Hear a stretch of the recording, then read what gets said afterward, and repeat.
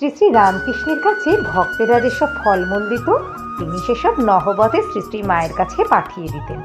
মা আনন্দে সেসব সবাইকে খাইয়ে দিতেন।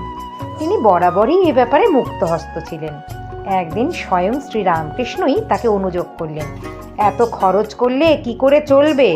শ্রীমা কোনো প্রতিবাদ করলেন না, চুপ করে চলে এলেন। কিন্তু শ্রীরামকৃষ্ণ বুঝলেন মা কষ্ট পেয়েছেন। সঙ্গে সঙ্গে ভাতুষপুত্র রামলালকে বললেন, ওরে রামলাল, যা তোর খুড়িকে গিয়ে শান্ত কর। নিজেকে দেখিয়ে বললেন, ও রাগ করলে এর সব নষ্ট হয়ে যাবে। ঘটনাটি উল্লেখ করে ভগিনী নিবেদিতা মন্তব্য করেছেন, শ্রীমা এমনই প্রিয় ছিলেন শ্রীরামকৃষ্ণের কাছে, প্রিয় এবং সম্মানীয়। শ্রী শ্রী রামকৃষ্ণের কাছে ভক্তেরা যেসব ফলমূল দিত তিনি সেসব নহবতে শ্রী শ্রী মায়ের কাছে পাঠিয়ে দিতেন। মা আনন্দে সেসব সবাইকে খাইয়ে দিতেন। তিনি বরাবরই এ ব্যাপারে মুক্তহস্ত ছিলেন। একদিন স্বয়ং শ্রী রামকৃষ্ণই তাকে অনুযোগ করলেন, এত খরচ করলে কি করে চলবে? শ্রীমা কোনো প্রতিবাদ করলেন না, চুপ করে চলে এলেন।